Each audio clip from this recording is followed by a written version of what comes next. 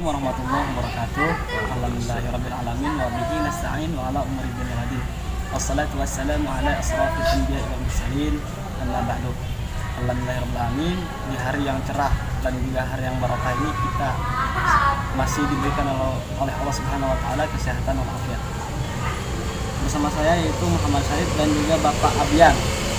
Sekarang saya berada di Masjid Jami Al Anwar, di mana masjid ini adalah termasuk masjid paling tertua di daerah Jakarta. Di sini saya akan mengajukan beberapa pertanyaan kepada Bapak Abian seputar masjid dan juga seputar sejarah berdirinya masjid ini. Yang saya akan pertanyakan gini Pak, yang pertama, mohon penjelasannya sedikit tentang sejarah terbangunnya masjid ini. Baik, sejarah Assalamualaikum warahmatullahi wabarakatuh. Sejarah dari berdirinya Masjid Jami Al Anwar didirikan pada abad 1761 Masehi, 3 abad yang lalu. Masjid Jami Angke ini berdiri di satu kawasan yang dahulunya dikenal dengan sebutan Kampung Bali. Kenapa Kampung Bali? Karena banyak didiami oleh orang-orang Hindu Bali pada zaman itu. Sejalan dengan penaklukan Sunda Kelapa di abad 15 oleh kerajaan Islam Demak dan Cirebon, banyak Kampung Angke banyak disinggahi atau didiami oleh orang-orang Muslim pada zaman itu, sehingga membutuhkan satu tempat peribadatan, yaitu berupa musola, mungkin dahulunya musola setelah jadi masjid. Disitulah mungkin tercetus untuk membangun suatu tempat peribadatan yang kita kenal sampai sekarang itu Masjid Jami Angke. Jadi perkembangan Islam di abad 15, 16, 17 memang sudah sangat pesat pada masanya di Jakarta pada saat itu. Tokoh-tokoh yang banyak berperan, terutama Pangeran Fatahillah, kemudian dilanjutkan oleh Pangeran Bagus Angke sebagai penerus beliau dalam memimpin Jayakarta pada masanya. Angke ini sendiri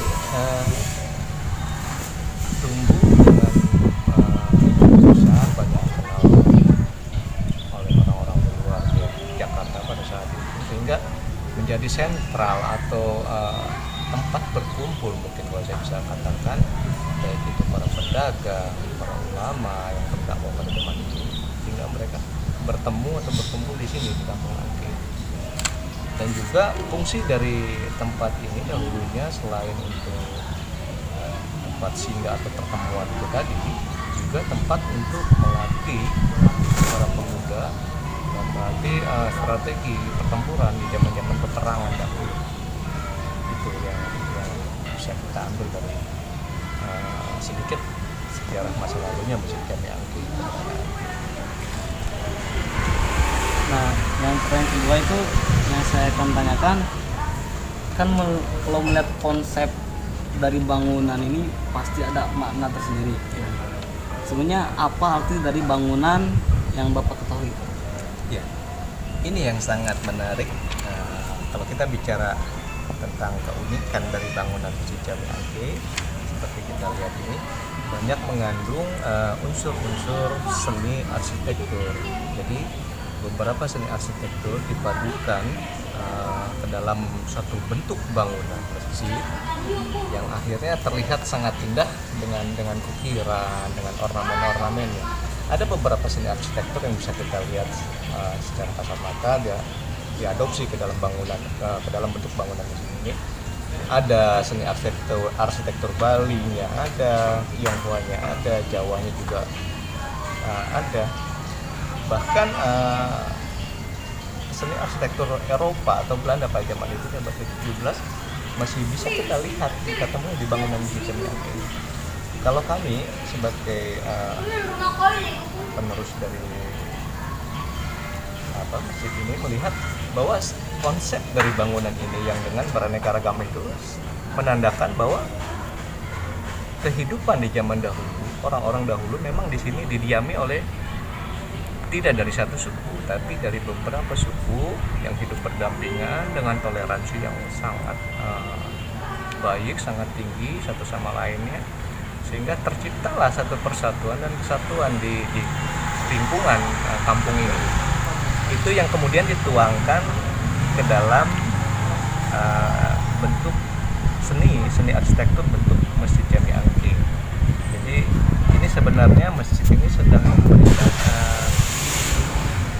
sejarah dahulunya, bahwa keanekaragaman itu justru kalau diikat atau disatukan dengan persatuan dan kesatuan itu akan indah seperti bangunan ini.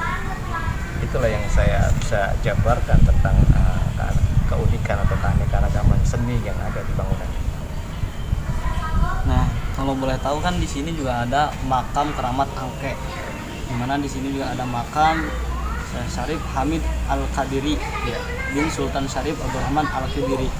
Nah, kalau boleh tahu Sultan Syarif Abdurrahman Al-Qadiri itu siapa sih? Kalau kita berbicara masalah makam, memang banyak makam-makam para ulama, para pejuang di masanya, dengan masa waktu yang berbeda-beda sampai abad ke-18. Yang dimaksud dengan makam keramat Syarif Hamid Al-Qadiri itu, beliau juga salah satu penerus yang berdakwah, kemudian juga berjuang di kampung Angke ini, khususnya terutama di Jakarta. Beliau itu memang asalnya dari Pontianak, dari Kesultanan Pontianak.